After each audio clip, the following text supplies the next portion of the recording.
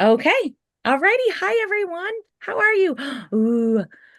Oh my God, they have tickets for Paraguay and so I can't. I can't. Sorry, off topic. This is Olympics conversation, and it'd be so awesome. Anyway, welcome. We are at the closing ceremonies of our little session that we're doing here. This is session, was it five? Five of five? Or was it Yep, six? Five?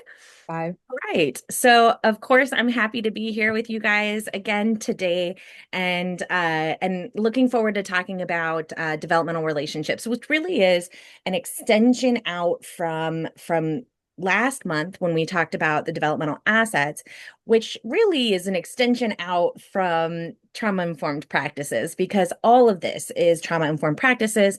All of this works within a tier one PBIS system, right? That's really all of this is just a whole bunch of fun for you to think about if you want to think about those relationships that you're building with kids. So I did want to one more time. I know we've got our disclaimer. If Beth wants to go ahead and go through that.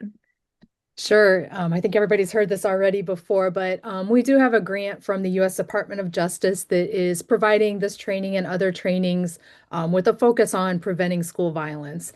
And so, we appreciate your attendance at all of these and your commitment to supporting your student needs. So thank you all. All right. Awesome. So, as just like a little bit of a housekeeping, if you can put your camera on, I would like it. I also totally understand if you don't want to. I mean, it's 4 o'clock on a Monday. I get it. It just helps me because then I feel like I'm talking to people and not like AI robots. It's just kind of nice. So, and it doesn't bother me if you turn it on and off, or you have to go stand up, move around. None of that bothers me. So you just do you to make sure that you're staying comfortable through this time. So, as I said, we're talking about developmental relationships today, and it's an extension of the developmental assets conversation that we had the last time we were together. So, the last we were together, we went over all of those 40 assets that kids need, right? I blathered on and on and on about these 40 things and how kids need these 40 things to thrive as adults.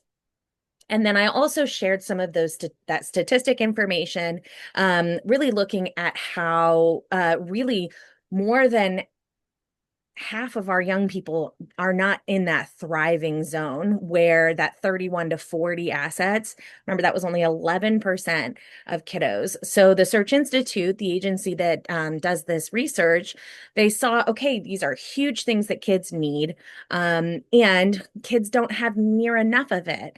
So how do we begin to create spaces where we can build these assets for kids, whether we are at school or in a community or at home? And so they started with a three-prong approach. This is a review from the last time I was here, right? That three-prong approach, which was really the building of resiliency skills, the identifying and utilizing of sparks, and then the building of developmental relationships. So today's session is really focusing on that last section, that developmental relationship building. This is the newer research for the Search Institute. However, they are working on a fourth prong to this, and that's all about, other types of developmental leadership. And so there's other things coming out with this research, which is great. It's a growing research. But developmental relationships to me are just really awesome because it gives us a really nice prescription for how we can do this work in a way that isn't overwhelming, because we know that we are already building great relationships with kids. We know that we are already putting it all out there, but there are still kids that are getting lost in that shuffle. So I know that the last time we were together, I talked a little bit about this intention, right? Of how we can look at our own students. I had you guys do this, right? Yeah, right. We had to think about, okay, who do I know just from memory versus who might be a little tougher to think about. And this activity is not meant to like shame us. Like no one's ever going to know their whole class list. That's crazy talk, right? Of course we don't know them all by heart. For me, this is just that really good way to find your starting line, right? So I know looking at my list of my students, my starting line is Aiden, right? Because I'm not quite sure if he liked that baseball or basketball and football or if it was his brother, right? So not quite sure. So that's where my line is. I'm going to start there. Now, as I said before, this is make new friends, keep the old. One is silver, one is gold. Of course, we are happy to keep our relationships going with those kids above the line. It's just recognizing that we can target the work that we're doing to just one or two students that are in that bottom section of our class space. So then I talked about how we can then compare our list, our individual list, to a whole school list. Y'all remember this? We went over this as well. And I think I don't know how the slide was when I last saw you, but I feel like I've like clarified it a little bit because when I was like struggling with just what it looked like. So for me, it's looking at my list versus this school list. So if I go back, no, there we go. If I go back, I see that who's on my list is Aiden, Tyler, Alex, and Lily, right? So I know now, let's look here on the school list. Well, Tyler, Alex, and Lily, those three were on my list to start. But when I look at this, okay, well, Tyler's got one heart and Alex has two. So they're good, right? Even though they're not on my list, they don't have to be, right? Remember, we don't have to build these incredible relationships with every kid that comes into our school, but every kid that comes into our space deserves to have one of these great relationships. So Tyler already has one and Alex has two. So that's fine. It doesn't have to be me. But then I can see there that Lily doesn't have any stickers. So now that helps me really narrow down who I can aim this at, right?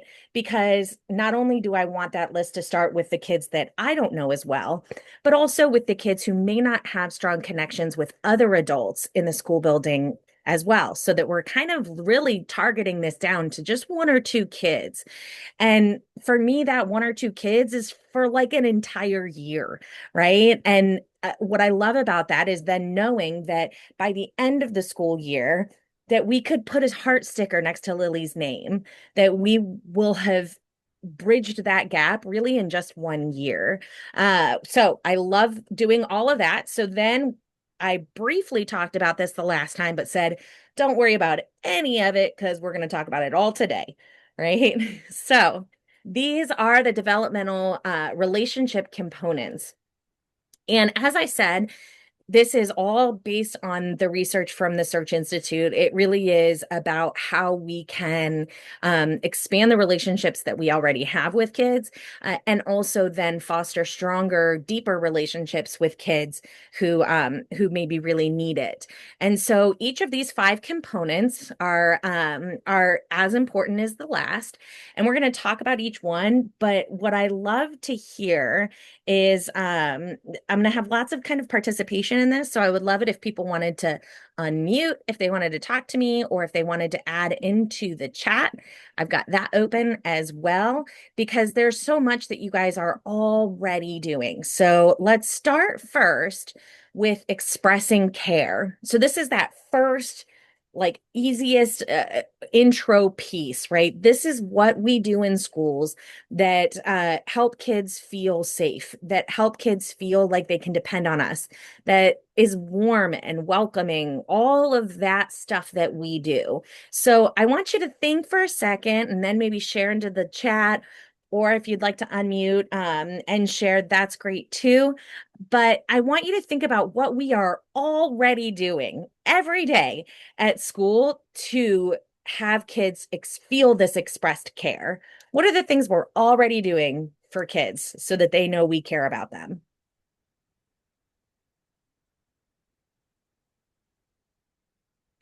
like to greet my students at the door when they first come in the morning. Um, Yes, just excellent. Yeah, yeah, just greeting at show the door when they come in the morning, right? Absolutely. Big one. Good. Stacy said greeting too.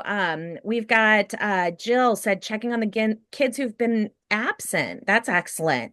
Saying good morning to each one. So glad they're back when they've been absent. Ask them how they're doing. It's just a simple hello rather than saying, "Where have you been?" Right? We want to, like, we're so happy you're here.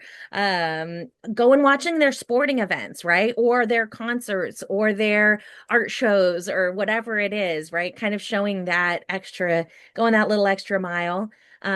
Yeah, stand in the hallway and greet current, future, and past students. Oh, that's got to be so fun too, because you get all that past student hugs. That's got to be so good.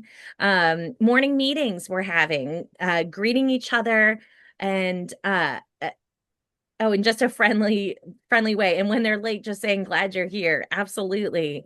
Posting their work in the school art gallery, posting their work anywhere actually helps kids feel this care. That's awesome. Morning meeting, asking everyone for their ideas, for their answers, really trying to get participation. See, I knew that you guys were already doing this in spades, right? Like this is something that is a huge part of your job. We are given this opportunity to build these relationships with kids. And it's probably, I mean, I won't speak for everyone, but I feel like it's like all of our favorite part of the job, right? Like it is the best part of this work. And so I knew you guys were already doing this work. So whenever I talk about any of these five components, whether it's express care or one of the other four, I want you again to remember that we are already doing this work. This isn't about reinventing the wheel. It's not about, doing a 42-minute lesson plan, right? It's stuff that we're already doing. But is Lily getting it, right? Or does Lily show up late every day and not get that hallway greeting, right? Or is has anyone been to one of Lily's events that she participates in, right? That's how you focus this energy. So you can say, okay, this is stuff we're already doing, but I'm going to do it especially for this one, right? Just to have that express care build over time. So we do this in lots of ways, as you've already said. I really love the idea of asking kids how they are. I'm sorry, just saying hello. And I know that we talked about this a little bit in our trauma informed practices, but really, truly just greeting kids. I mean, we underestimate the power of just saying hello, right? These kids, sometimes they don't have adults at home who speak to them. So sometimes we're the only adults who are speaking to them. So that warm greeting, that hello can be really fun. And I know that I've shared that first five resource with you guys probably about a zillion times, but I just love it. Every time I go on there, there's just a new fun thing to add, that's silly, that's fun, that we can use.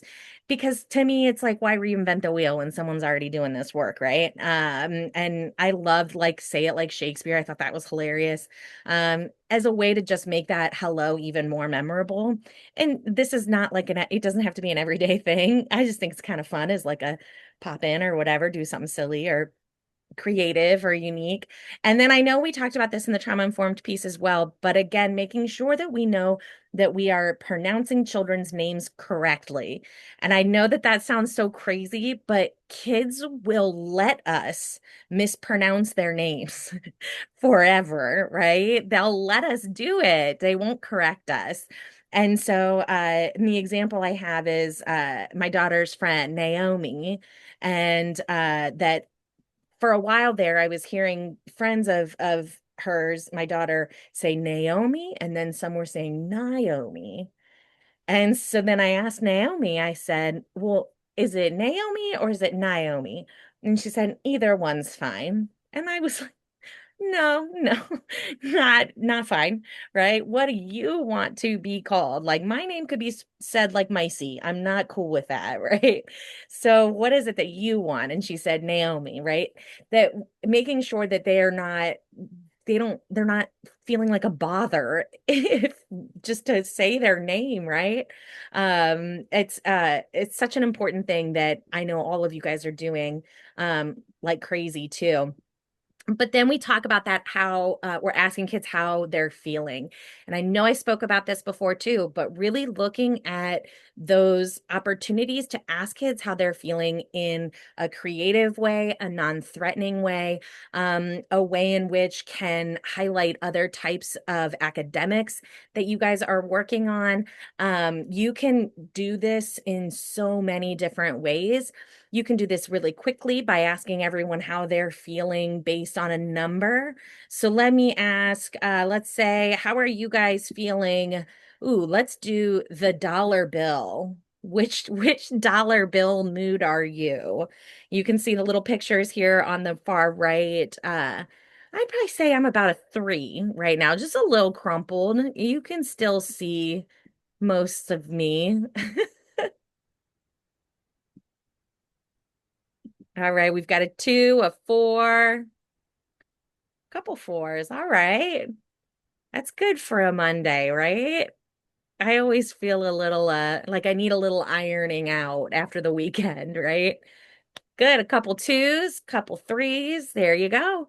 Um, Very good. Awesome. So, again, it's such an easy thing to do. It doesn't take hardly any time to do it, but it's something that when you do this frequently, you can start to catch on to trends, right? And you can start to see, oh, well, Beth usually answers that she's feeling more like that 2 or 3, she's okay, but today she's really experiencing more like 4 or 5. Maybe there's something going on, right? And it helps us kind of gauge where our classroom is, whether that's our classroom of 30 that's with us all day or our classroom of 30 that changes every 42 and of the 100 and so kids that we get every day. It's just an easy way to do this work. All right. So then we can do some things just to get to know each other. So I'm going to ask you guys just for fun. So I have quite a few, a couple little get to know yas on here. So the first one, I'd like to ask you if you got to pick your buddy for the day, which one would you pick? Which one would you pick? Oh, we've got some penguins, some otters. I would also pick the sloth. Oh, we've got some ducks. Oh, the polar bear. They're so cute. I love it. I love that everyone would pick something different. It's just such a funny thing that we would prefer different things. Like I would never pick frog, but like there's a lot of people who would want the frog, right? That's awesome. Again, these are so easy and so low commitment that it doesn't take a lot of time and it's not some like big emotional upset, right? Like it's just a normal thing that we're talking about just to get to know each other a little bit more. And kids are funny and they'll be like, "Oh, well, I'm also a sloth," right? And they like connect to kids who are doing that. And I think I've shared it before, but the concept of golden threads, have I shared that before, Beth? Golden threads? Okay, so I like to think of these opportunities, right? Whether it's just a little conversation about what little buddy we would pick or what my favorite restaurant is or whatever, like those create opportunities to build golden threads. And I think about it like it's a golden thread that stretches from me to another student, right? Or from one student to another student. There's these golden threads that are building all day long and connecting each of us, and they seem really small and insignificant on their own. But over time, those golden threads start to braid into a larger cord that's attaching us to those students and to each other, right? And that's how it works. And I know that it feels like, oh, well, this lady's saying I'm gonna go and talk about baby polar bears. Yeah, right, right. It's waste of time, right? And it might feel like that at first, but as you continue to do this work, it's building those golden threads for those relationships to build not just between you and the students, but between the students themselves.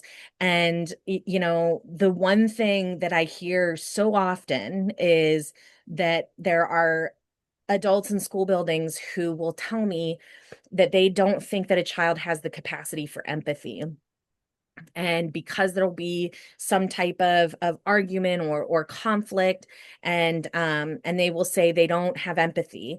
And what I find way more often, like 99.9% of the time, what's actually lacking is relationship and not empathy. And we say friends, we call them friends. How would that make your friend feel? But are they friends? Right? And if they don't have that relationship, then they don't have something to care about. And so I think making the assumption that they don't have empathy is kind of a shortcut when we could look at what types of relationships does that child have, and can we build those golden threads for them so that when they cause harm to others, they have something to repair.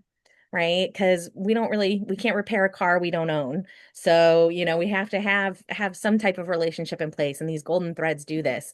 All right, our next one. I don't know if I showed you this one before, but let me see. What would you, if you had to eat one, like if you had to do one, which one would you eat?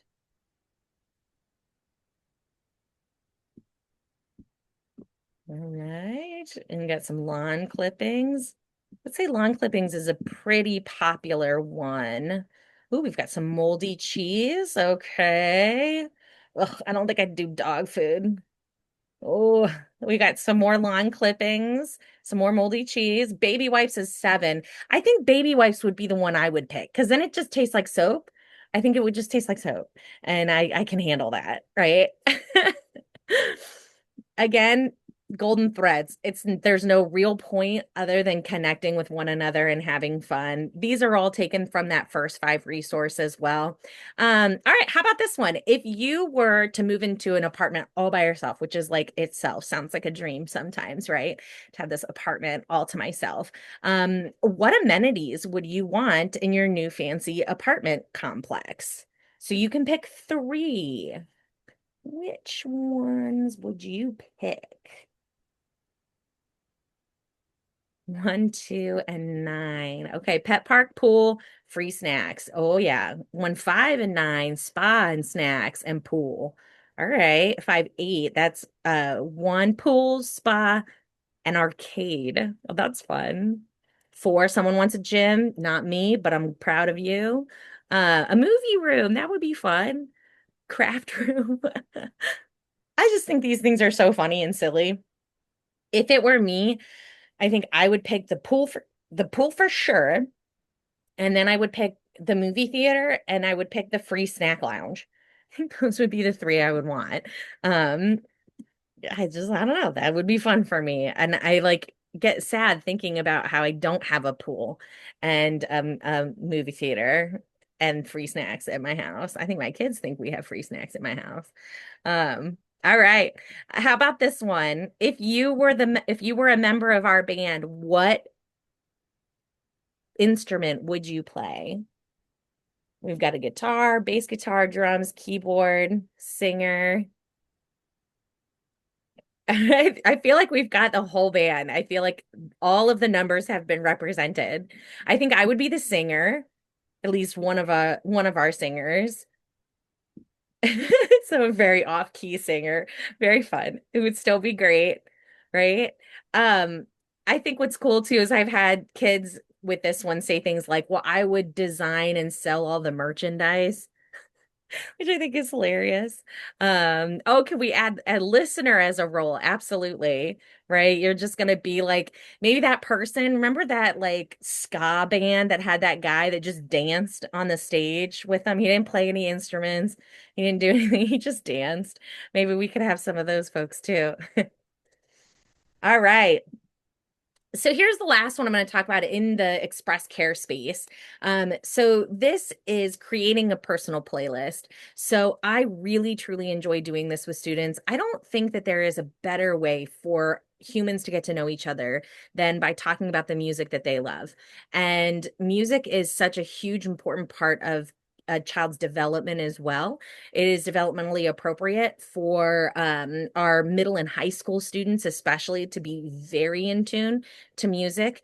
It is the same reason why you have probably felt or thought at some time that the best music that was ever made was the music when you were in high school.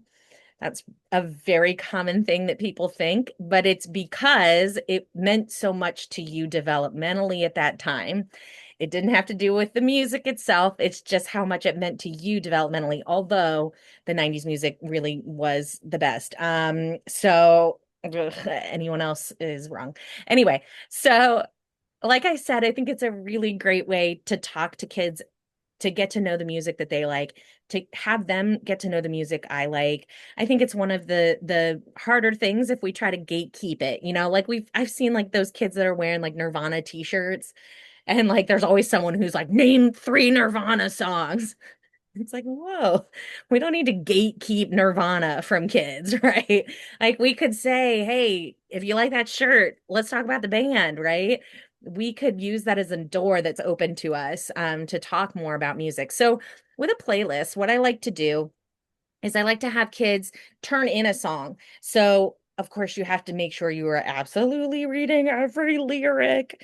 You've heard the song, right? You've looked up all the slang words that are in the song, all that precaution stuff we have to take. Um, but have them submit a song to be a part of the classroom's playlist. And then I feel like this is a fun one because it's like a set it and forget it, because then you can have this playlist available, whether it's with our younger kids, maybe it's an extra recess time. With our older kids, maybe we're going to do this during group work or some other random time, right?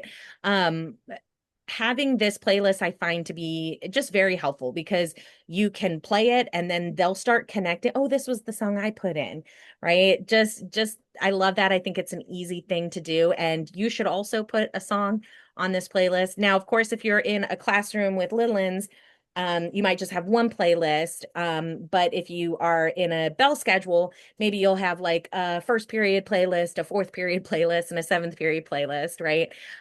Just to accommodate the kiddos who are in the space. So I want to ask you guys, what song, if we were making a playlist of our session together today, what song would you add to our playlist? I would add Semi on My Way by Rusted Root. It's very good. It's in Matilda and Ice Age at Send Me on My Way, on my way, send me on my way, on my way. That song I love. Um, oh, I love this. We've got Titi Me Progunda, Bad Bunny. I've been jamming Bad Bunny since the Super Bowl, so I get it. Something in the Orange. Oh, I don't know what that is. Pink Pony Club. I Can Do It with a Broken Heart, Fine by Kyle Hume. I don't know who that is. You Learn by Alanis Morissette, One by U2, anything Prince. Oh yeah, Prince is pretty amazing. Amazing Grace, NKTO classic. I don't think I know that. Um, Nico Moon is pretty BA too. Oh, I love that. Right? Again, having songs that mean something to us and being able to communicate that with young people, I just think is one of the coolest ways to express care to kids. Because I think that sometimes we get real caught up in the like, our music is better than your music jam, when really it could just be that all music is good and means something to each of us in different ways. Oh, she wrote Elevation by Jure, maybe. I don't know that one either. You guys have so many good songs that I don't know. Christy wrote Noah Khan, Jimmy Buffett, Dave Matthews, just a good groove. I love that. Good stuff. All right. That's an amazing playlist. It would be great. All right. So our first element, right, was expressing care. So the next element, oh, I forgot about this slide. I don't know why I forgot about it. To me, it's probably the most important slide because I think that sometimes we get like, I know the kind of person I am, and I'm like a gumdrops and lollipops person. So I'm like, hey, let's, dance at the door and say hello. Let's talk about jelly beans. And that's not everybody's jam, right? And that's totally okay. I don't want anyone to think that if you don't want to do these silly, goofy things, that that means you don't want to build relationships with kids, because not every teacher is that kind of teacher, and not every student needs that kind of teacher, right? That if we're just the kind of person who is just going to chill and be chill with kids, that's perfect. Exactly how you are, right? I think that we underestimate sometimes just the sheer power of just noticing that children are in the room and noticing the things that are going on with them in their lives. And by out loud noticing them, we don't even have to say that we like anything, right? Like we can say, "Oh, you got a haircut." I don't have to say that I like it, right? Or I can say, "Oh, blue shirt, walking in." That's enough, right? Because I think so many kids come into our spaces feeling invisible, and I just really want for as many kids that come into our space to feel seen, and in any way. And if it's a silly way, that's great. Or if it's just someone just noticed me today, that's perfect, right? Okay, so now we're moving into our second component. So we express care. Now we're doing the challenging growth piece. So these are all the things that we're already doing to push kids, to give them additional supports, to help them stretch, to hold them accountable, to go over mistakes. These are all the things that we're already doing. So I want you to, either you can unmute or you can put in the comments what you guys know you're already doing. Just like with Express Care, what are we already doing in schools that challenge growth for kids?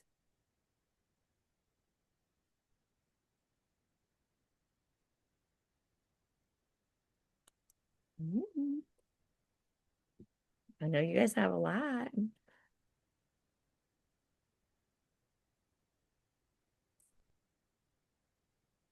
Yes, good, Stacey. Yeah, charting progress over time. Absolutely. Helping less in math class. Good. Having them think about process rather than telling them the answer, right? That having kids participate in that productive math struggle, right? Absolutely. What else are we doing? Interventions and enrichment. Yes, setting goals. Absolutely. All stuff we're doing. I think about, like, my kid had, it was like the math like boot camp or something, and they got like different awards or like different commendations when they would do they knew all of the pluses and then all the additions, all the subtractions, all the multiplications, and it was just like some fun little activity. Peer teaching, oh, I love it, love it. Also, I anytime, like the book it stuff we do, right? Pizza, personal pan pizza kind of stuff, any type of thing that's encouraging kids to read more, encouraging kids to accomplish or stretch, all of those things are absolutely within the challenge growth section. And I think you're probably doing this a lot more than you think, right? I find doing this all the time, socially and emotionally with kids, when we're talking about helping kids have developed personal insight and understand how their actions impact others and how their feelings impact their actions. You guys do this all the time, right? And it's not a lesson plan. It's just having this conversation about, okay, so when you made that noise, did you see how everyone kind of reacted to that? And I know that you guys have probably had experience with a kid who doesn't have a very strong sense of personal insight. They don't quite yet know how their behaviors are influencing others. But I also know plenty of adults who don't have very good personal insight. They've also never learned this skill.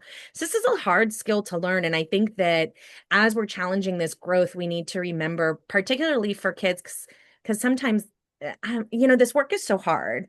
Any type of social emotional building is actually really hard work. And we're asking of our kids to really build expert level social and emotional skill sets, right? skills that maybe their parents don't have, skills that maybe their neighbors don't have, right? These are personal insight skills, other types of social emotional skills. That growth is actually really huge. It's not something small. It's not something that everybody does. It's something that they're capable of doing. And so I love that anytime I hear about all of the things that you guys are doing in this personal introspection kind of space, as well as understanding where I'm at in like the growth mindset place, right? So growth mindset's kind of funny because I like it. I'm all for it. I love power of yet. I'm all on board, right? Um, but that growth mindset piece is interesting because we sometimes don't always think about personal free will and self-interest, right? We kind of get so tunnel focused into growth mindset that we'll say, well, you're just not good at it yet. But maybe they don't want to get good at it. And if it's not something that I need, that's okay, right? Like you don't ever have to be good at gardening if you don't want to be, right? You don't ever have to be good at that. Now, of course, there are plenty of things that we do need that growth mindset and know that we need to continue working and seeking out our resources to help build those strengths. But we don't have to get good at everything, right? And there are things that we are good at and things that we're not so good at. And that sometimes those things we're not so good at, I know I talked about this in the last one, that's how we can start seeking out those resources that can help us, right? That if I know that I struggle with the math portion, I know that I can bring someone into my community that has that strength. And then as a team, we can get a lot accomplished. Um, so the other thing that I think a lot about is helping kids understand compromise. So if you are an under person, you're, wrong and bad. And if you are an over person, you're correct and good. No, this is like that age-old debate, right? What that whoever puts it in any way.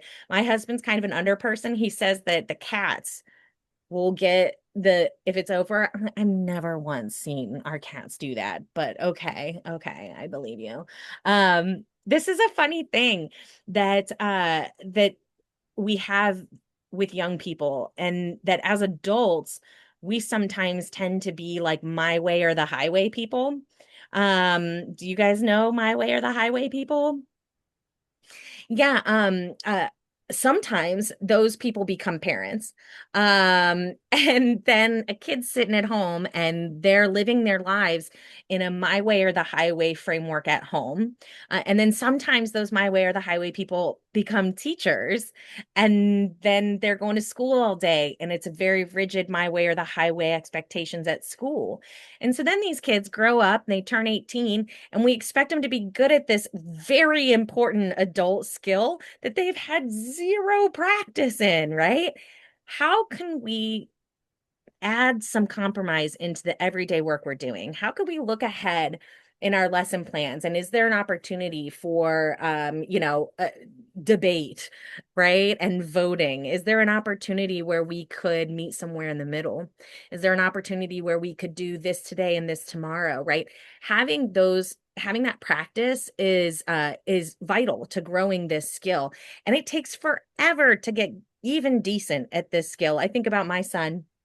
Now, mind you, I've had this job since before I've had kids, so they're like the ultimate guinea pigs, poor things. And so my kids practice compromise, and it wasn't that long ago. My son wanted to go to Cane's, for chicken tenders. And my daughter was like, "Well, I want to go to Chipotle," right? And I was like, "Okay, you guys compromise and figure this out." And my son was like, "Well, I think that Cane's is a good compromise." And I was like, I don't think that's what that is. We've been practicing and that doesn't seem to be sticking, right? This is not something that's easy or going to be one lesson. It's just over time. And the more we get to practice compromise, the better we get at it, the better we recognize what things are most important to us and what things that we can let go of to make concessions with someone else in this space, right? That I just think there's so many opportunities for us to do this academically as well as socially in classrooms and at schools. All right, so we have expressed care and we have challenged growth. Again, you guys are doing this all over the place. I know you are. So asking ourselves, not what more can I do or how do I reinvent the wheel here, but is Lily getting the stuff that we're already doing, right? And how can we make sure that she's getting to participate in that work? So then our component number 3 is sharing power. So sharing power is all of those opportunities that we give kids to be leaders, opportunities to give them an opportunity to voice their needs or their opinions, all of the ways that we allow them to sit at the table, particularly if the meeting is about them. All of those things that we do, I want you to think of all the things that you do to share power with kids already. Because again, I know that there's a ton. So, what are we doing to share power with kiddos?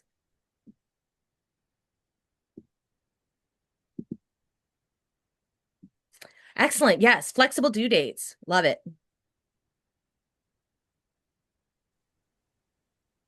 Student choice, student leaders. Awesome. Offering choices whenever possible. Taking votes for schedule, recess, reading out loud. Not having to ask to go to the bathroom, right? That's awesome. Choices in how to demonstrate their understanding. I love that. Choice boards. Awesome. See, you guys are doing this work left and right. Choice of seat. I love it. Take over for the teacher at the board. I love it. Set parameters for the assignment. They choose the subject, right? That's very cool. Ooh, and art, I'm sure that that's wonderful. Yeah, getting kids an opportunity to teach. Absolutely. We do this constantly, right?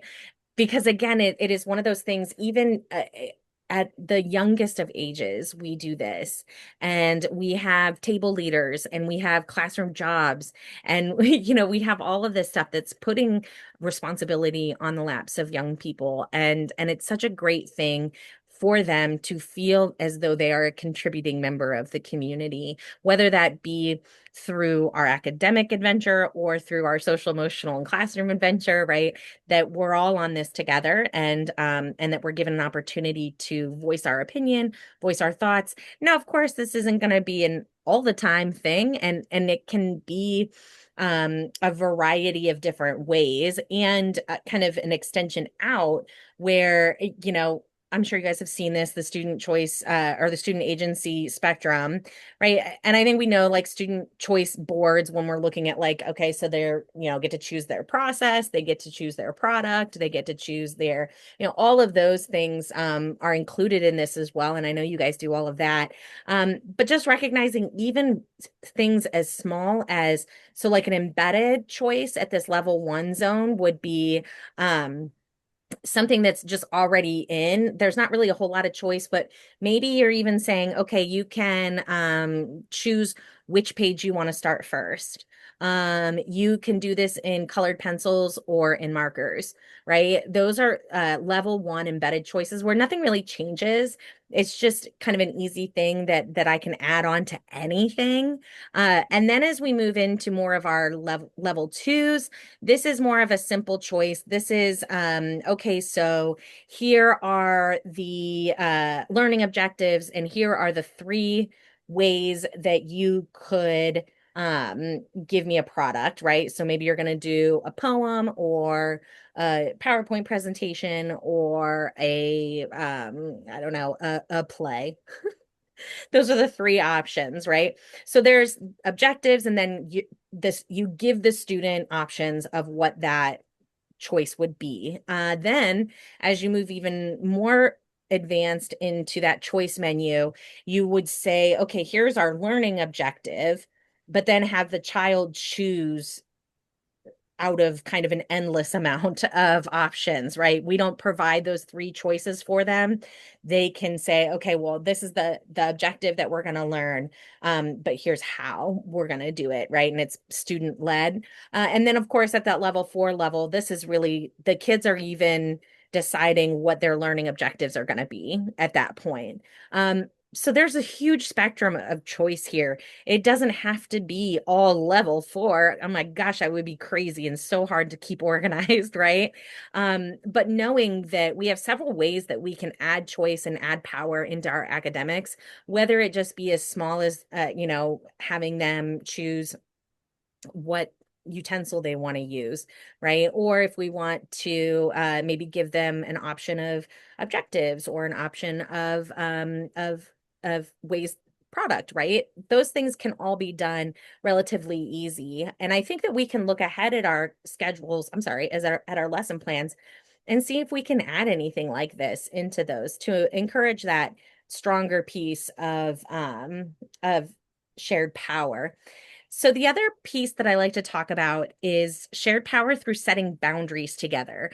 So I think we do a really good job of really expressing our own boundaries as adults, right? And we've got like the classroom rules up, and we're like, don't touch my desk. And maybe we're like, I don't like it when you pull on my shirt, right? We've set up those boundaries in a lot of really good ways, but we don't always give kids the opportunity to set boundaries for themselves in our classroom space. So the way I like to set boundaries with kids is I like to talk about boundaries as fences, and that fences keep stuff in and keep stuff out, and that you can have fences around your body, fences around your stuff, fences around your feelings, and then also fences around the things that you do online. So like whether that's your texting or social media or that kind of stuff. So then I have kids write paired boundaries. So I am not okay with this thing because it's usually easier to figure out what you're not okay with. And then you pick an alternative to that thing that goes in the okay. So I'm not okay with you pulling on my shirt if you want something from me. I am okay with you raising your hand if you need something, right? I'm not okay with you taking things and stealing from me, but I am okay if you ask for permission and would like to borrow, right? It's pairing those things up so that kids are starting to recognize that they do have some autonomy in being able to speak about the things that are important to them. So what I'm going to ask you guys for this slide is what kind of boundaries do you think a student might make in their classroom for you? What do you think that they might say if you said, okay, what would be the boundaries that you want me to maintain? What type of boundaries do you think they would say?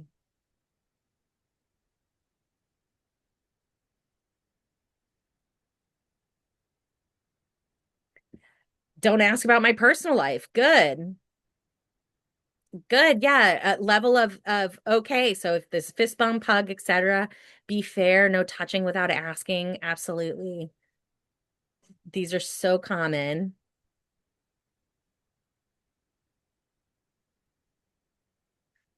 Don't wake me up when I'm sleeping. Yes. Stay out of my bubble. Don't touch my things. I think it's interesting too with the touching of things. I saw a teacher, I just thought it was so cool the way that she respected boundaries for this student because she asked for permission before touching the manipulatives that he was working with. So even though they were her things, right? At the moment they were his and he was using them.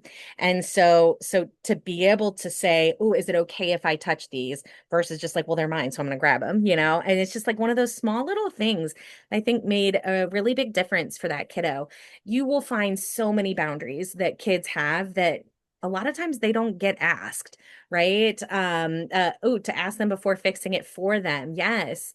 Or, I hear things a lot about kids have a lot of preference on, and I saw someone put this as their choice option of how they can demonstrate their understanding, right? That I'm not cool if you call me out and I don't have my hand up and I It feels like you're trying to just make me look stupid, right? I'm not okay with that. And that's a good conversation because then you can say, okay, well, that's okay. But what I need is I still need to have some way of knowing what your understanding is. So how can we work that out? I won't do that, but we still need to have an opportunity for you to, show me what you understand. Those conversations can be so fruitful in getting kids more engaged in learning, as well as building those stronger relationships with kids. This doesn't mean we're never going to break their boundaries. Of course we are. This is close work that we do, right? We are consistently having to touch stuff and get inside their bubbles sometimes, and sometimes we do it without even realizing it. And all of that's okay. What I like about doing this activity with kids is that I can recognize when I've crossed a boundary, and then I can make amends for it on the back end, right? Where I can say, "Ooh, I see what happened there," right? I came from behind, kind of creepy over your shoulder, to correct something on your paper, and that was a little scary. And that I don't have to like take their upset response as personal, right? If they've shared a boundary with me, then I know that I've crossed a boundary. And then I can say, "Ooh, ooh, that was on me. I'm sorry I did that." But also, it allows me to set up pieces of my routine that prepare kids for when I am going to cross boundaries, right? Especially like physical space boundaries. So, just like I said, that one teacher who asked permission to use her own manipulatives of that students, it's okay to say, "Hey, I'm coming in hot. I want to see what you're working on here," right? I'm going to come in a little close. But as we start using that language, kids get feel safer in a space where, hey, I know you're going to get close, but I also know that you're probably going to kind of give me a heads up before that happens. Okay, so we have we have expressed care, we have challenged growth. Now, or then we shared power, and now we're providing support. This is 4 out of 5, right? So providing support, I feel like we do this all the time in schools too. So these are all the things that we do, to help advocate for them in a variety of different environments, to help them navigate difficult processes or difficult situations in their lives. These are all of the things that we do. So, can you tell me all the ways that you guys are already providing support as a building? What are we already doing?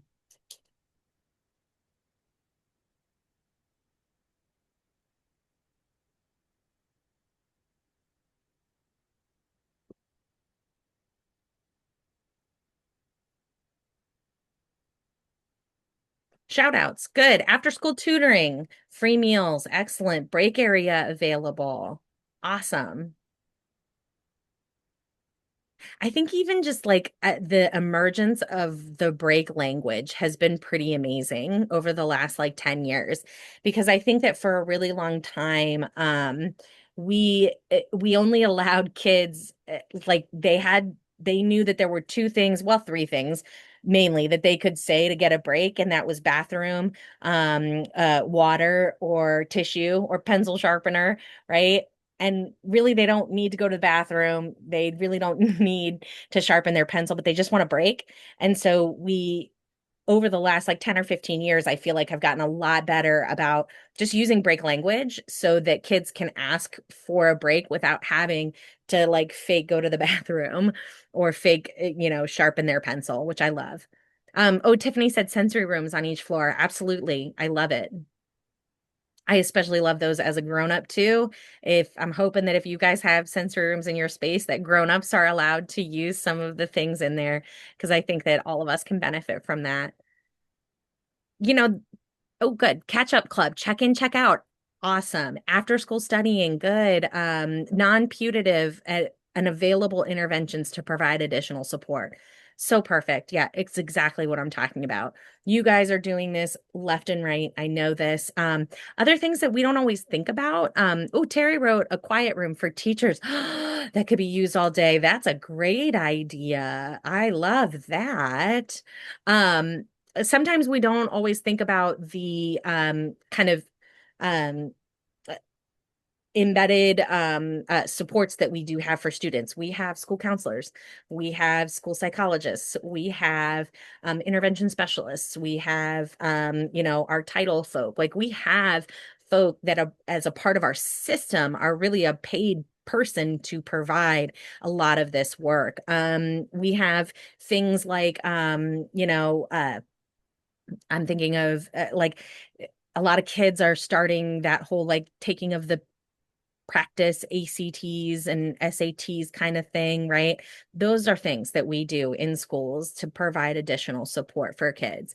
So, any of this that we can do and making sure that Lily has access to this support if she needs it or would like it, right? And there's lots of ways to do this. The one thing that I really love to do with kids, though, is to talk to them about their web of trusted adults and trusted people. So I'd like you just to play along with me for just a little bit on this. And you may have done this before in your life, but I think that this is just one of those, I'm just getting a little piece of paper for myself. A nice little thing to really kind of look at the people in your life and where they kind of live. Because I think that particularly kiddos, as they're moving through older elementary, middle, and high school, friend groups start changing. Things can happen with grandparents is common. We have interests that change. And for kids, it can be a little difficult to kind of see that expanded universe or web of trusted people in their lives. And they might think, okay, well, now I don't have my best friend, Jess, anymore. So now I have no one. And I love building this out for kids. So I want you to first just look at that. I'm not going to make you share, so you don't have to worry about that. But that, more blue space in the very middle, right? This is your family and close friends. Just write a couple names. So I'm going to write my husband, Scott, and I'm going to write my best friend, Casey. Right? These are my probably closest go-to folks. Go ahead and write a couple people there. Then from there, I just like to think of kind of the next people out, right? So if I think, okay, well, after Scott and my best friend Casey, I think that would probably be my friend Jess, my one neighbor Sam. I'd probably include my coworker Nick here.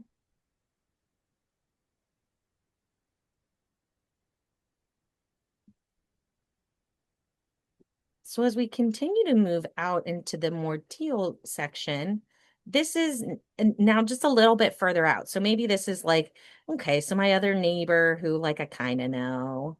I would say some folks at schools that I work with frequently, frequent flyer folk. I would say my kids' teachers are probably here. And then as we get to this next rung out, now mind you, this ripple can go for as many rounds as you want it to go.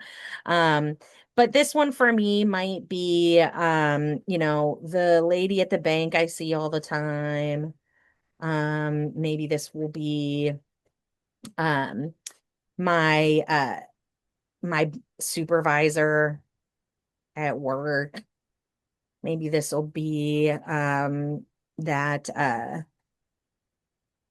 one parent of a kid on my kid's team, right? Will be in that space. So there's no wrong answers for this, right? The goal really is just to build that out. And so that when I have a concern, like, oh, Casey doesn't want to be my friend anymore, I have no one, I can say, well, whoa, hold on a minute, right? Let's check into that purple zone because I've got Jess and Sam and Nick there. And what could I do to get Jess or Sam or Nick into that blue spot, right? I'm sure they would be happy to get closer as friends. And what would that look like? Right. And that people can move back and forth through these rungs. So maybe Casey's not close with me anymore because we're done playing volleyball and she's playing basketball now and I'm not. So that doesn't mean she's not my friend anymore. Maybe that just pushes her to like the purple section instead of the blue section.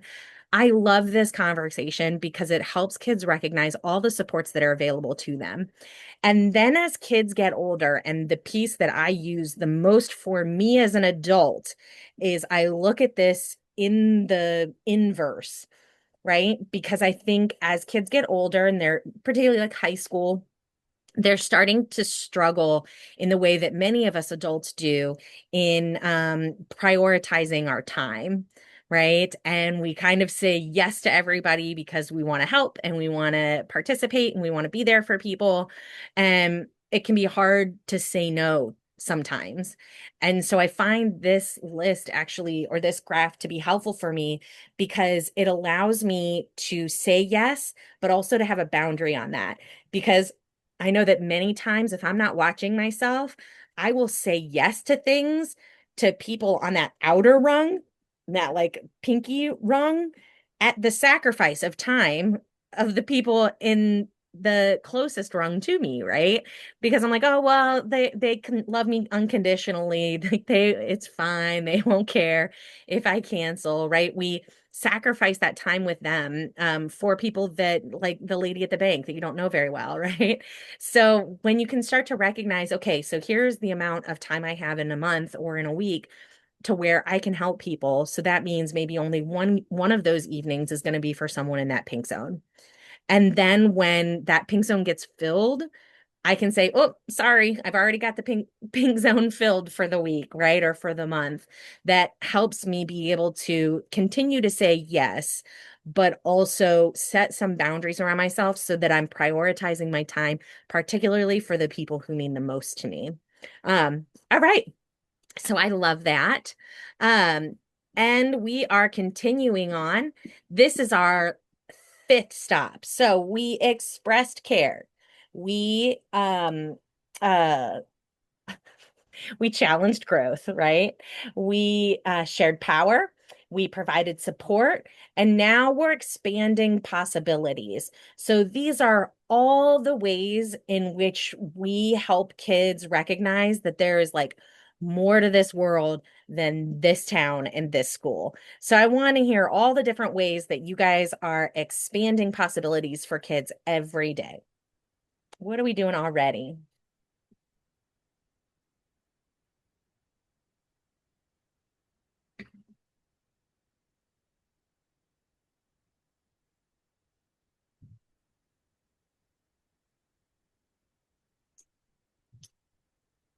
What are we doing to expand possibilities? Oh, good. Yeah. Service learning trip to Honduras. Wow, that's awesome. Um, built a house for our family. Seven of our students went. Awesome. Virtual field trips, clubs, so great. Field trips get speakers in, use videos when learning about different places. So awesome.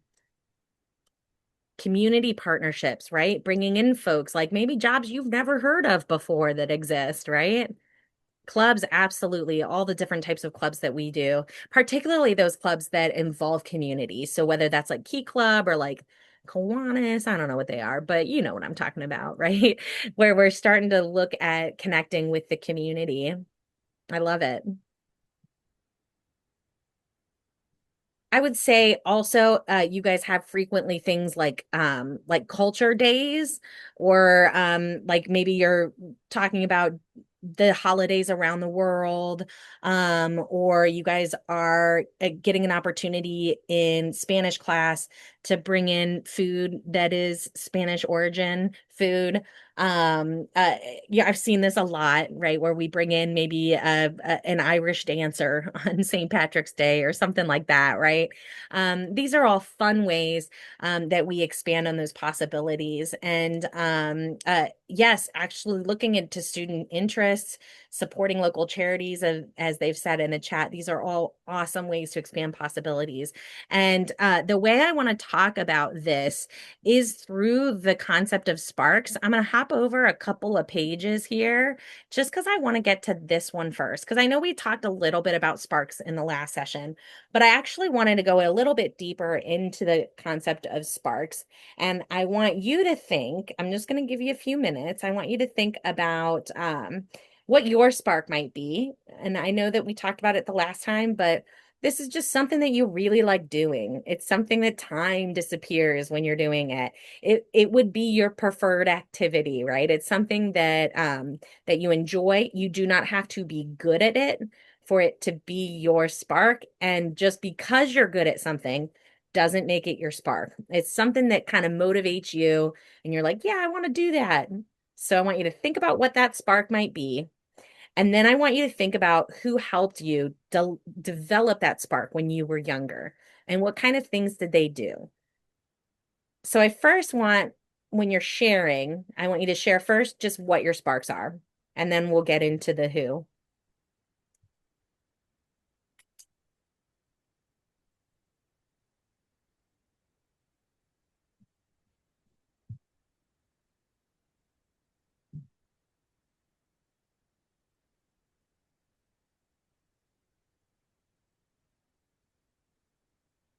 Oh, good. Oh, so many good ones. Good. Creating art in my studio or in nature. Awesome. Scrapbooking, reading, knitting, quilting, painting, puzzles, sports and games with the family, pickleball, volleyball, basketball, kayaking, fun. Reading, cycling, sleeping. Oh, I love that too. Reading, more reading. Oh, we got a very well-read group today. I think probably for most of us, there's more than one, right? We probably have a lot of things that we really like to do and make us feel good about being who we are. I always talk about how my sparks are talking and telling jokes. Those two things are true. And I also think that music is a spark for me, both listening to it and making music I really enjoy as well. So these things are things that we've kind of always uh really siloed off into these are hobbies, right? Or these are things, little quirks about us, right? Oh, I like she wrote organizing. I didn't know what as was a good thing as a child. And your grandmother praised you for it. Yeah, right.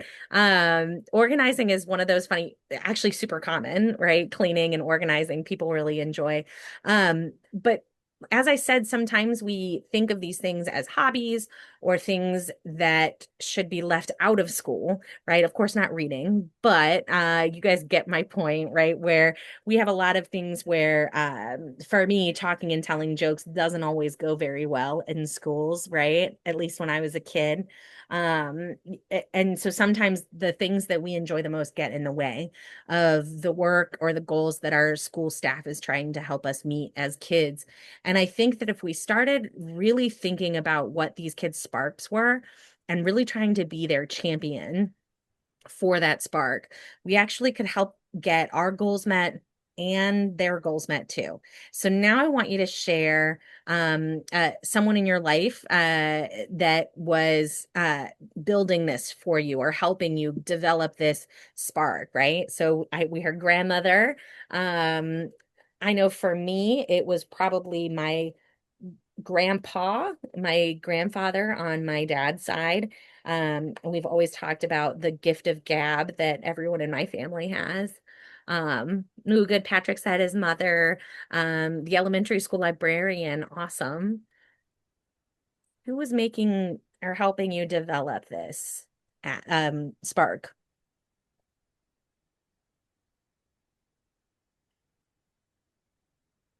Grandmother. Later in life. Okay.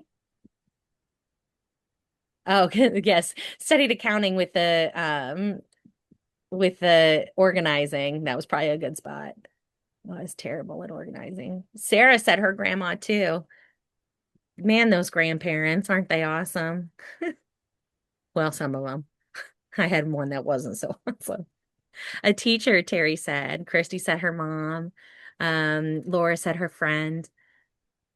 these are all people who became that champion for us that was like, hey, this is pretty cool that you like this, and I think you should keep doing it. Right. And whatever that spark is for us, um it does feel incredibly good to have other people validate that thing for us, right? Oh, Lily said her middle school band director who hung up their art in his office and encouraged you to continue painting. That's awesome, right? Like those are things that really make a big difference in our lives. And so if we start looking at how we can be that champion, right? How we can look at sorry, I already showed you that one. How, how we can look at that thriving formula, right? That we can help kiddos identify a spark, find ways to champion that spark, and have our goals met and others met, or and their goals met as well. I think about there was this guy that I met and he was a very talented artist and his he was in one of my sessions. He was an art teacher and he was in one of my sessions, and the whole day I kept looking over at his notebook because he was drawing in his notebook, and he was drawing his notes like he was it was very strange for me because I got to go up and see it. I was like, oh my God, this is so cool. I took a picture of it because I'd never seen like the words that I was saying like depicted like visually, right? But that's what he was doing. He was taking my stories and drawing the characters, and that's how he took notes. And he said that he used to get in trouble for it when he was in school, right? Because he would be drawing, and that it took a special teacher when he was in high school that showed him how to use this artistic ability to actually take notes and for it to be a helpful, successful strategy for him. He said that that was like one of the most amazing things that have ever happened to him and really inspired him to stay active in art. Those are the things that we can be doing because as much as, some of the things can be difficult, like I said with mine, that talking and telling jokes isn't always the easiest of sparks to have in a classroom, right? It's still a spark and it's something that can be utilized in a way where that child can be successful. Now, I know I talked about this in the last session. I'm not sure if I gave you the examples of, did I give you the example of the kiddo with the Lion, the Witch, and the Wardrobe? And yes, and he drew the book. He drew the chapters of the book, and yes, that was so awesome. Absolutely loved that.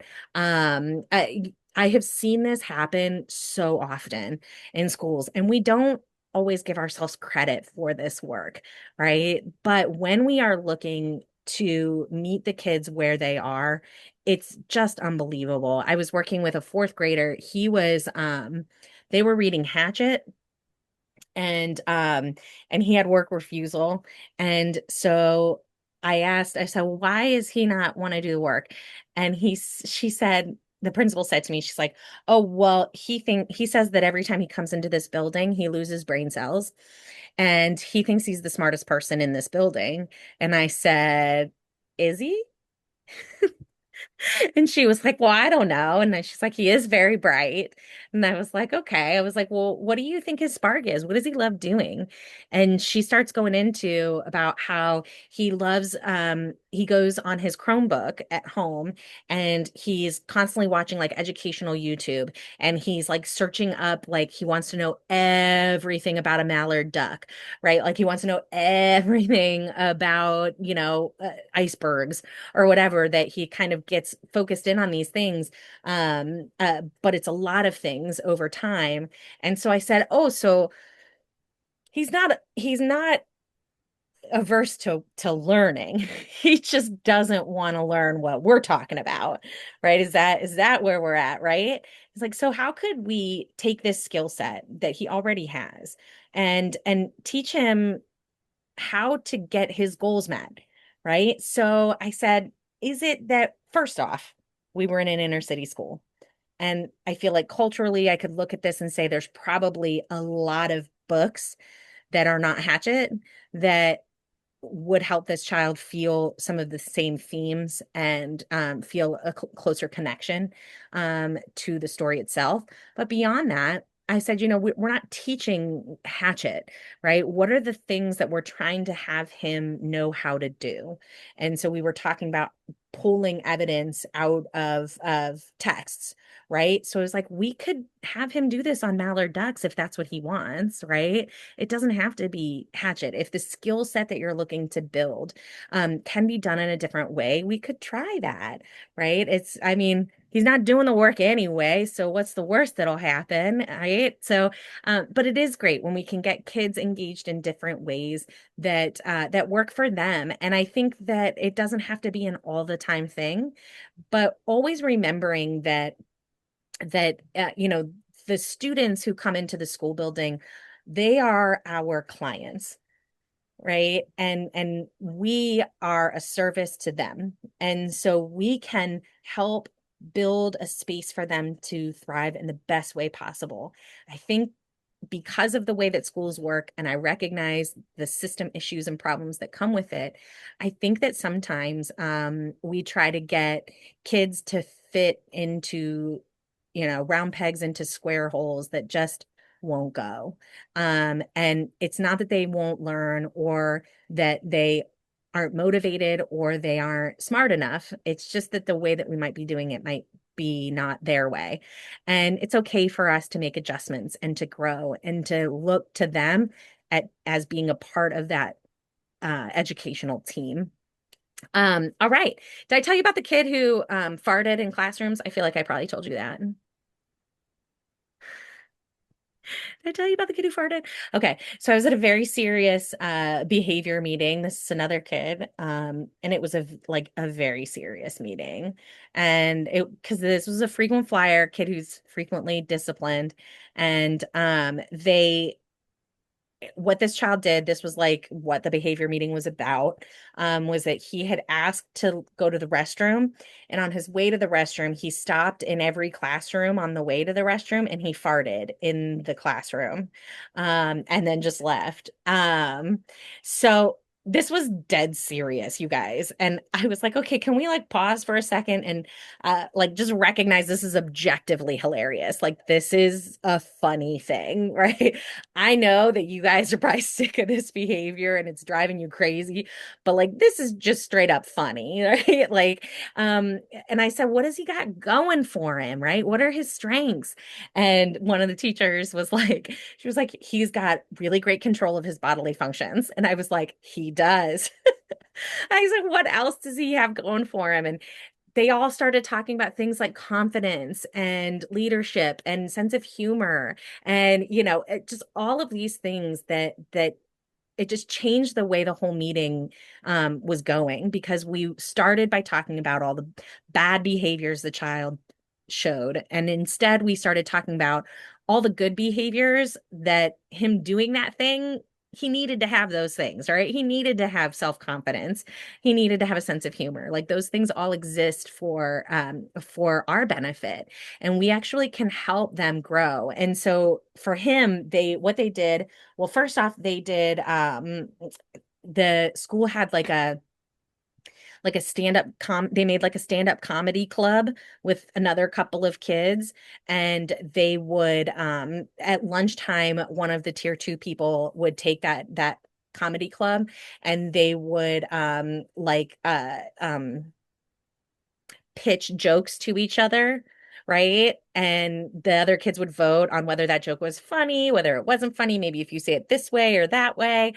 So that was hilarious to me that they started this club where kids could talk about comedy in a very real and even academic way. But then also for this kiddo, they let him start doing the joke of the day. They let everybody do the joke of the day at first in the class. This is the classroom teacher. Everyone was allowed to tell a joke if they had one. They soon started bowing out of telling jokes. And he was the only one to survive the joke of the day and keep doing it. Because actually, what the rules were was that the teacher said that she would provide the topic for what the joke had to be about. And she actually would have the topic be similar to learning objectives for their week. So if we're learning about solid, liquid, and gas this week, then your joke needs to be about solid, liquid, and gas. So now this is putting a kiddo in a position A where he gets to be a leader. He gets to be in this like self-confidence role. He gets to be funny. And he gets to learn more about solid, liquid, and gas because now he's researching jokes on solid, liquid, and gas, right? So, like I said, we can use these things to get our goals met, and to have the kids get their goals met as well. I just love Sparks. I think it's super cool. Now, that's all that I have formally for us today. And I wanted to just give a little bit of time just to let you know there are just about a zillion books on the developmental assets, on developmental relationships. There are like 14 books on Sparks alone, right? Like there's so much more out there. If you're interested in any of this work, please check out my live binder. I have links to websites. I have links to trainings. I have links to other topics that we didn't get to talk about in our 5 sessions. There's so much more to be learned. I am learning more and more every day. And I just so appreciate the work that you guys do every day, because if it weren't for teachers just like you who were building these relationships with me, I really truly don't believe that I would be here today. And I know a lot of people say that, but I actually mean it. I really don't think I would be here without two in particular high school teachers. So thank you so much for the work that you do. It truly is life-saving work. And I just am so thankful that I get to be a little bit of a part of it. So I'm going to open up. It's 5:20 if we have any questions. But otherwise, I am done and I am going to put up the feedback for Beth. This is that last feedback piece. And I'll switch back to my contact information in a little bit if you would like to get that again. Thank you guys so much. Have a great rest of your day.